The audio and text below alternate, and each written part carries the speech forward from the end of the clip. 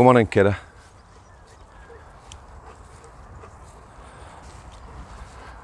How do?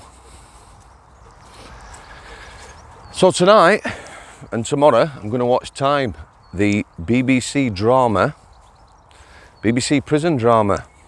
I've heard a lot about it. I don't know whether I've told you this before, but I'm going to tell you anyway. So I had a message on social media. When I get messages, I have to go back sometimes and see what the previous message was. Some of them are a long time ago. You know, people who messaged me maybe a couple of 3 years ago when they read my book. So this guy read my book almost 3 years ago. He said it was a charlatan. Stevie, fetch it. Hold on, mate. He's off. Stevie, come on. A charlatan. He said the book, Strangeways Prison Officer's Story, how did he describe it? Should be in the children's section under fairy tales. And a lot more. A few profanities in there and that, you know, water off a duck's back. Very small percentage of people I sort of got messages from. And interestingly enough, mostly Amazon reviews, 1 star and 2 star from people I used to work with. I know most of them, as in they have aliases. One guy, his review, 1 star, said fiction. No surprise there, as he might have possibly been mentioned in the book. Anyway, this guy said I watched Time. He says one of my friends is now a prison officer. He said I've been reading about prisons and the like, and I'm thinking now, as I read your book a second time, that, you know, maybe it's not fiction and it is that grim. And the things that you describe that happen really do happen. Well, they do, mate. So I'll be reviewing that. Probably Sunday, I will post that. Sunday morning, about 10 a.m. I will do a cheeky little vlogging afternoon Sunday with your man on it, Stephen. Tomorrow, I'm going to do Coroners Court. Excuse me. Try and get up that up for 10 a.m. That's an in-depth look at the UK Coroners Court relating to prison. I've already done a short one not long ago, and in the comments quite a few people said they'd like to see the longer version, so I'll do that. In the afternoon again, Saturday afternoon, get your boy, little vlog with him, little 10-minute. Some people don't have a lot of time and enjoy the little 10-minute vlogs, especially when you're out and about, you know, they might be stuck in the house or whatever. They like seeing Stephen wagging his tail, walking about. And, you know, if you make them smile, then all good. I'm going to explain something. Somebody messaged me and asked me to expand on something I mentioned the other day. So I talked about, well, let's look at my book, yeah? It's a memoir, it's got about my life, and then obviously a big chunk of that is in Strangeways, which is grim. There were some amazingly wonderful people in there, both sides of the door, some really good people. And there were some not so good both sides of the door. Some good things happened, you know, there was some humour, but there was also a lot of bad things happened. And I said now, you know, that as you look at your phone screen or your TV screen or whatever, I've expanded on that. I've gone behind it. I can see the whole horizon. You see the people I'm meeting now and talking to, yeah, as kids, and lots of them were victims of crime way before they became criminals. You know, it's well documented, child psychology.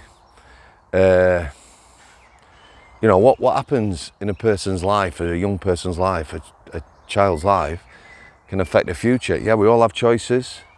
You know, if you were abused and beaten, or you went through the care system, you still have choices. However, I see a lot of people, and them choices, you know, they are deeply grim. But on the good side, because it's not all negative, I'm now seeing them same people now. So I knew them from prison. I now know their lives before. You know, because they're telling me what their lives were like. There's a trust. I can't tell you how many people have opened up, and like I says, it's truly horrific. But a lot of them now, not all, are in places they never thought they'd be. And when I were in prison and I looked at them, I thought they'd never be there. You know, they've sort of come out the other side, maybe 5, maybe 10 years since they went to prison. You know, they've got families, they've got what I would call is a normal life. You know, they're living away from criminality, and a lot of them are contented with that. Very simple lives, you know, because what they've been through. So it's not all bad. But yeah, you need to see the whole picture. There is a movement on social media and the like for people to sort of shut down the whole criminal justice type thing. You know, the sort of thing I'm doing, telling you about it, my book. You know, there's some people, let's just call them people, on social media and that, they talk about trauma and tourism, and prison being about trauma tourism. Yeah, and they try and shut it down. People shouldn't be talking about it. I shouldn't have written a book, yeah? Not my stories to tell, but I've said this before. You know, my prison career is all these stories, all these people who are unwell. Yeah, I saw them come into prison on the healthcare, mentally unwell, move on and that. You get to know people, yeah? They're part of my prison career. I don't wake up every day just thinking about walking in, eating my butties and walking out, far from it. So, you know, it needs talking about, because it's in a really, really bad place now. It really is. You know, massive turnover of staff. A lot of young staff, corruption's going through the roof. Things are getting covered up. They definitely are getting covered up. It's at a critical stage. When we come out of this pandemic, I think a lot of people expect prisons to go back to what you might, you know, them little call normal. You know, have a regime. I'm always talking about dynamic security. Me, when I were at Strangeways, yeah, the bit I liked the most about my job was interacting with people. Yeah, on K-Wing, you might have 100 interactions a day. Little chat with Laddo here about football, or chat about the R word, rugby. You know, or what do you watch on TV, Mr. S, and that sort of thing. Stevie. Now, pre-pandemic as well, prisoners banged up pretty much 23 hours a day. It's not good for anyone, yeah.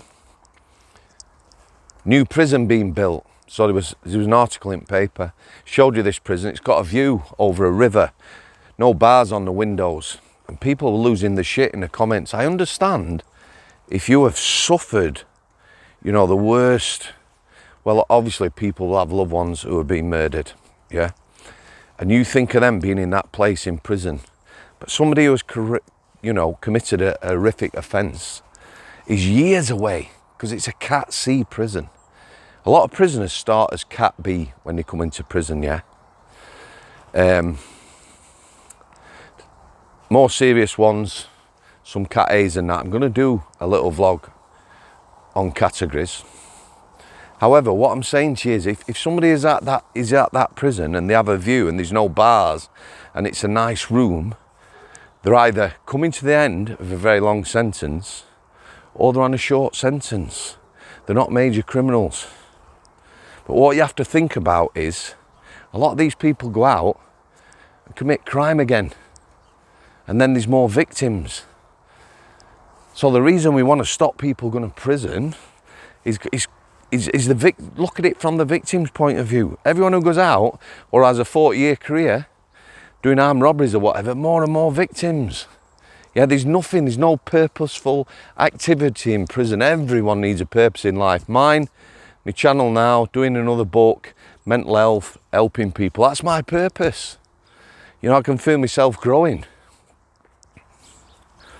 I'm going to leave it there, guys.